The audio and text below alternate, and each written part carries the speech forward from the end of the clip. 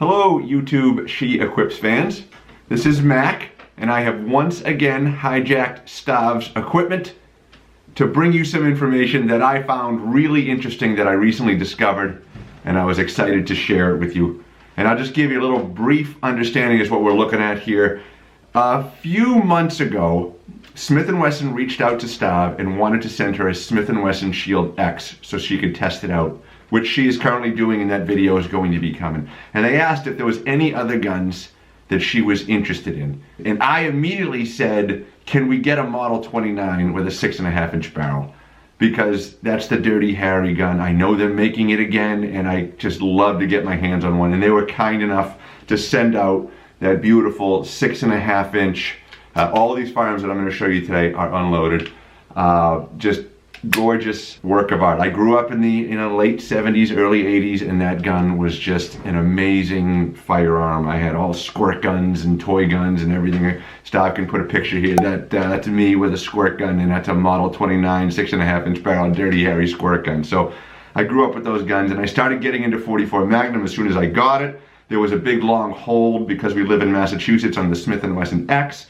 So I got to play with the Revolver for a while before we could even pick up the Smith & Wesson Shield X. So in the course of having that Revolver, I started testing it and shooting it. I found it to be a great handgun. I was super happy with the accuracy, but I was curious about a couple things. A buddy of mine had a 4-inch barrel Model 29, and my godfather had an 8-inch barrel Model 29, and then I got my hands on a 3-inch barrel Model 29, and I wanted to see how the velocity would be affected by the longer barrels.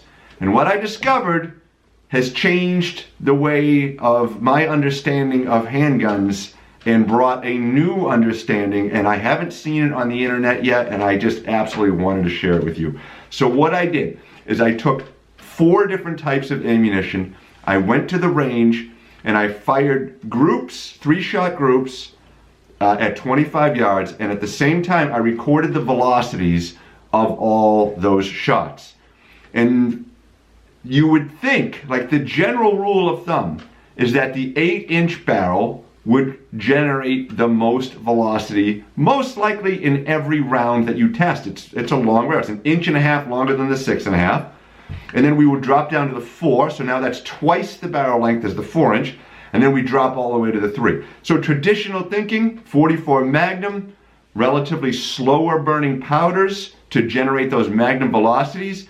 Longer the barrel, absolutely without question. In that caliber, the better the velocity, the faster the bullet is going to be coming out of the gun. And what I found is that is not accurate. It is not wrong, it's just there are more variables than just barrel length to think about. So a couple things happened. First off, let me share with you the general overall theme of this, which is what made me want to turn this into a video. The 4-inch barrel Model 29 won, or came very close to tying the 8-inch, which was always number 2, in all 4 test ammos. 2 44 specials, 2 44 Magnums, and then I fired a few more 44 Magnums out of a different ammo, and the entire thing was always consistent. The 4-inch barrel had the highest velocity. It was faster than the 6.5, it was faster than the 8-inch, and it was faster than the 3-inch, that's not the way it's supposed to be. The 8-inch is supposed to be the fastest, followed by the 6.5, followed by the 4. So I said, what could possibly have happened to show me this craziness? And it wasn't like it was dramatically off, it was just off by a little bit. And I'll share with you the data right now. The first ammo I tested was the Cellar & Bellet 240 grain lead flat nose projectile. Everything I shot was 240 grains, by the way. And here was the results. Let me get you the results. So in the 44 mags, the 8-inch barrel generated 1,201 feet per second. The 6.5 was 1,185 feet per second. Now that makes sense. That's, almost 20 feet per second slower. I would have expected to be even a hair slower than that, just comparison, but it's slower because it's a shorter barrel. So that makes sense.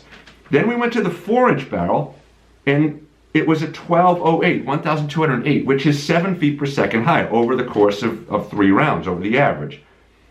So that was strange. That shouldn't be. And then the 3-inch barrel was 1,121, which makes total sense that that's the slowest.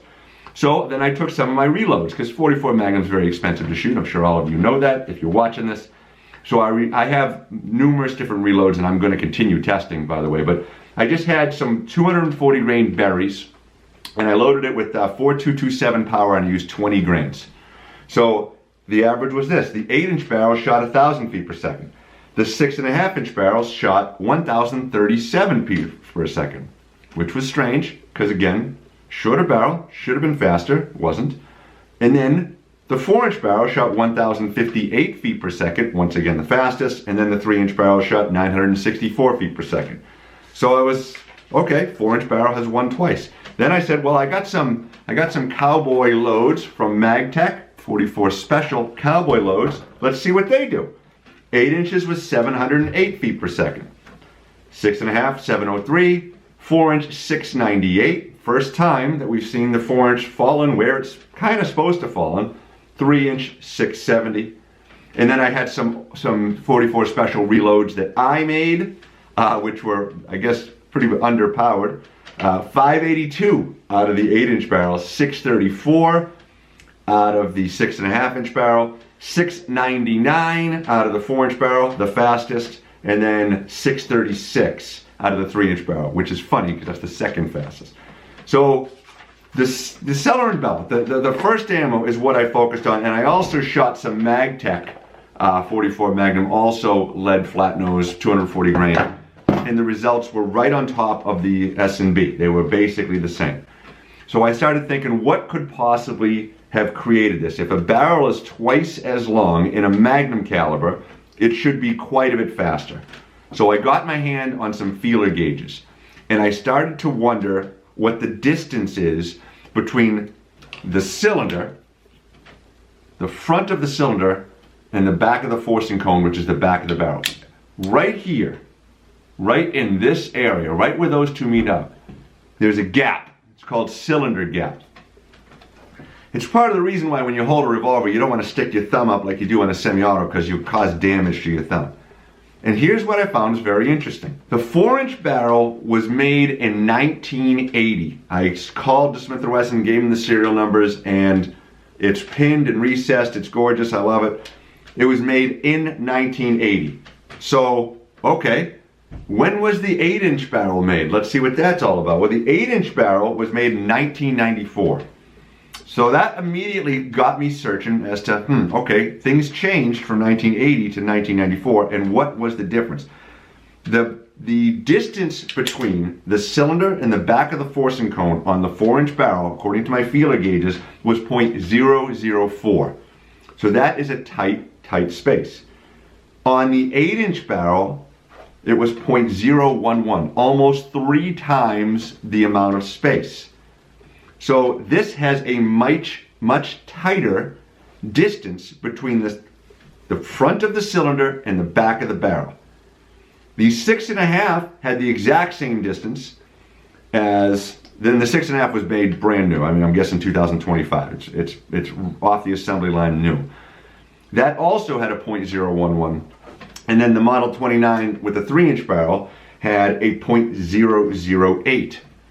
So that was the first thing I looked at, and I was like, all right, that obviously has me thinking that a lot of those gases, a lot of that energy that is used to push the bullet down the barrel, are being wasted on the 8-inch barrel, and they're not being wasted at almost 3 times the amount on the 4-inch barrel.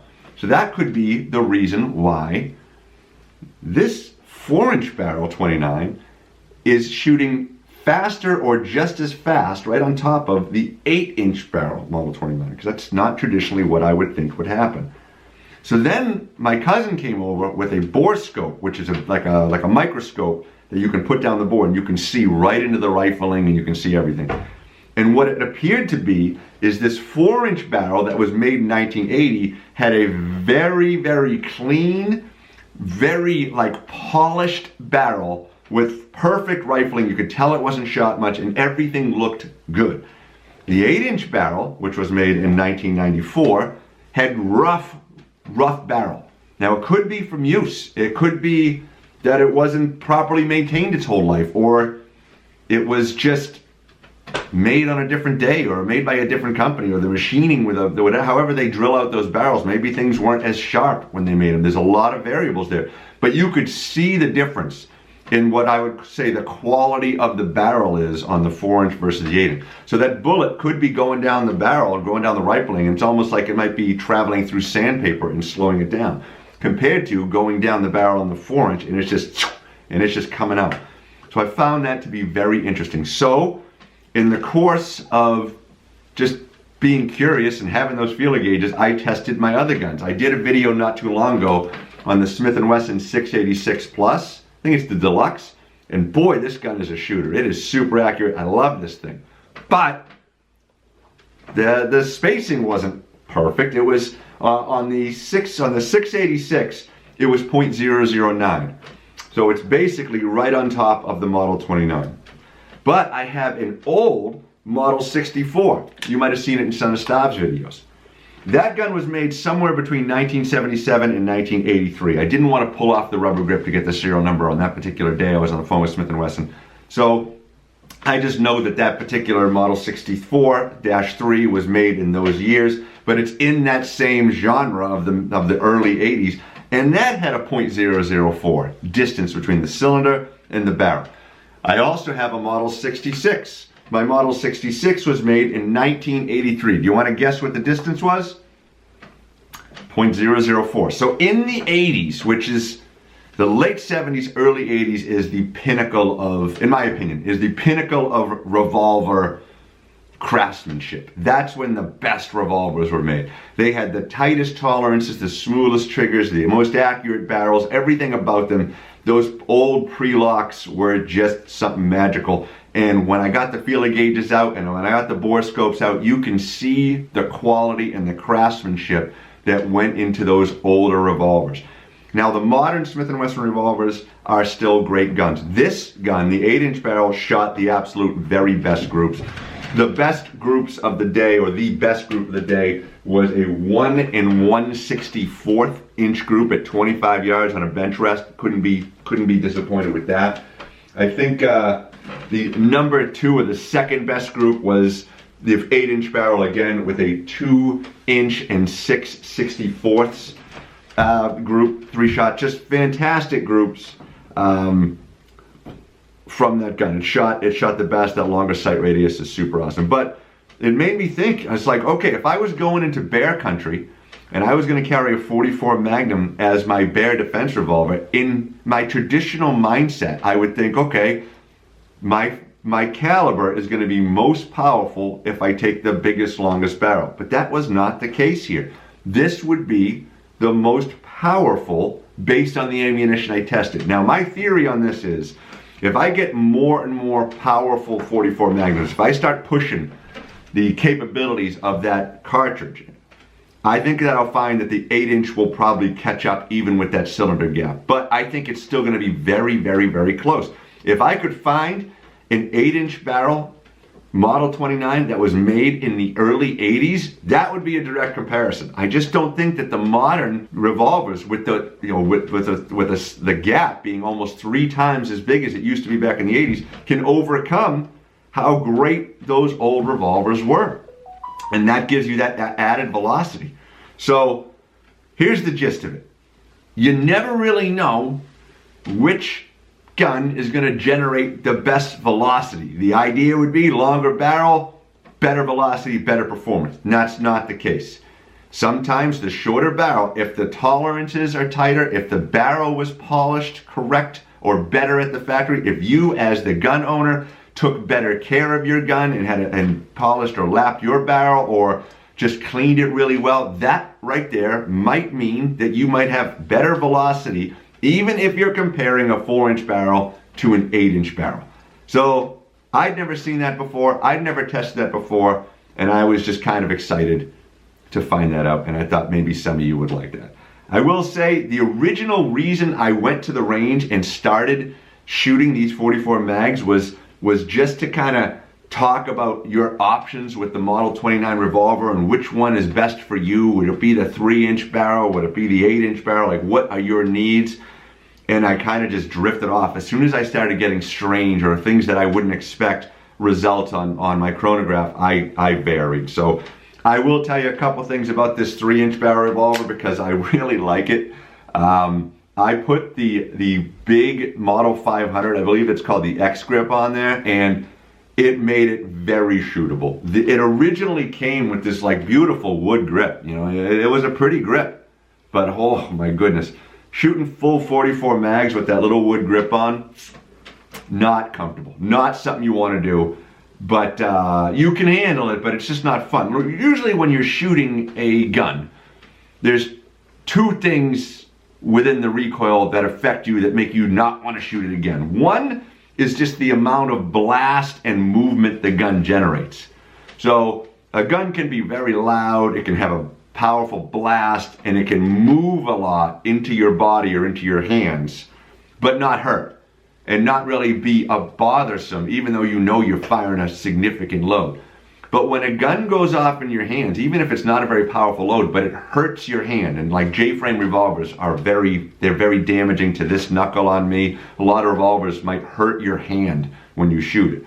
The second I put these grips on that gun, all I had now was a tremendous recoil and a tremendous blast, but zero pain. So it moves the gun a lot, but it doesn't hurt at all.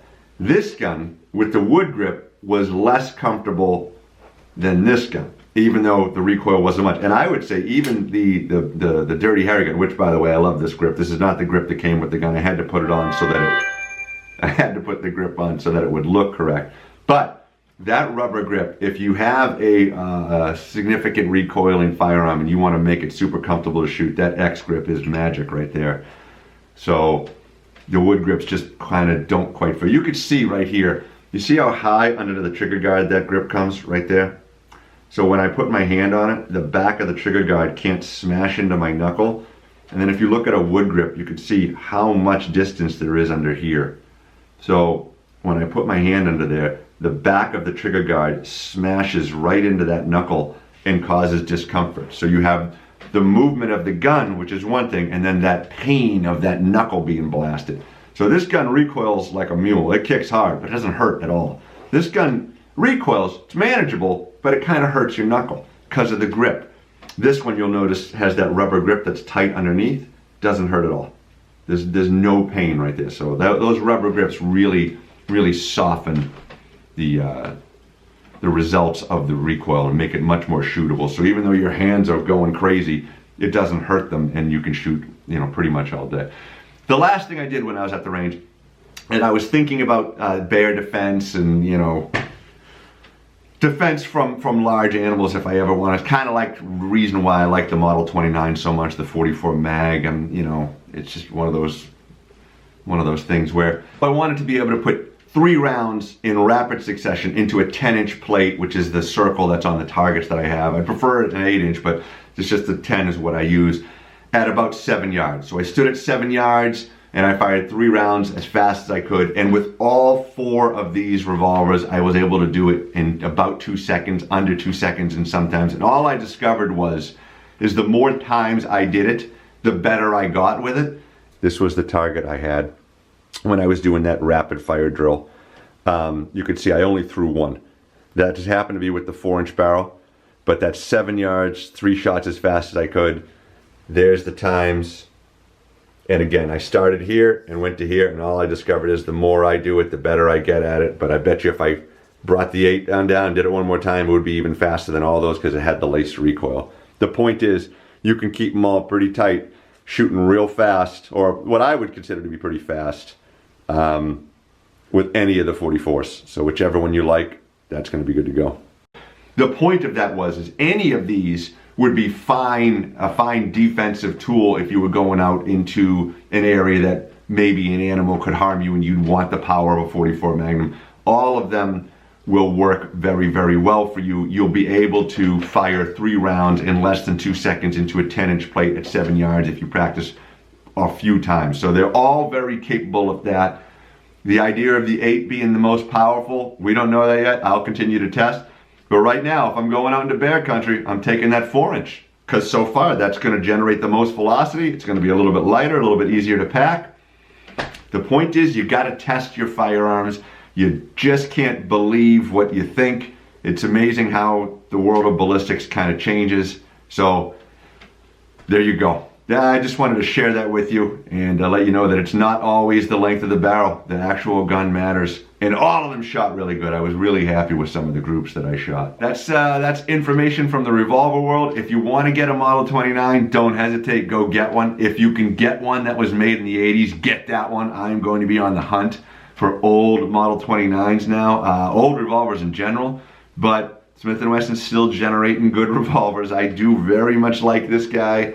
They're fun to shoot. I shoot revolvers for fun. I shoot semi-automatics for work. But when I go to the range for fun, I just prefer to shoot a revolver. So thanks for watching. Stay safe. And that's all I got. Bye-bye.